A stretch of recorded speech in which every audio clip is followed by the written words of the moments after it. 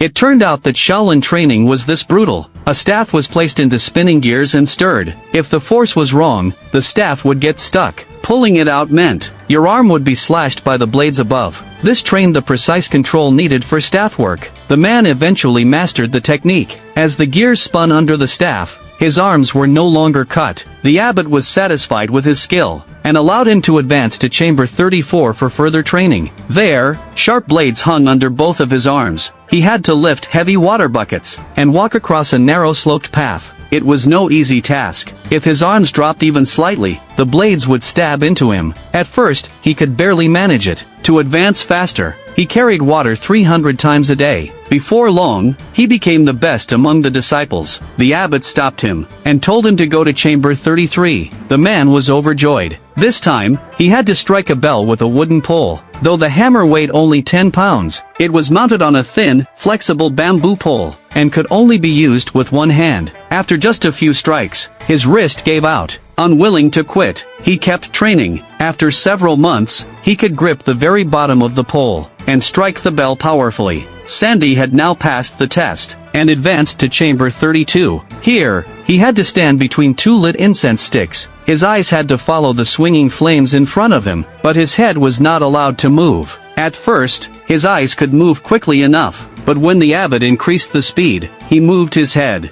and was burned by the incense. He began again. This time, his head stayed completely still. He then entered chamber 31. This chamber trained iron head skill. He had to smash through sandbags with his head, to pass through the alley. After only a few blows, he became dizzy, and fell down the steps, losing consciousness, until the abbot knocked him awake.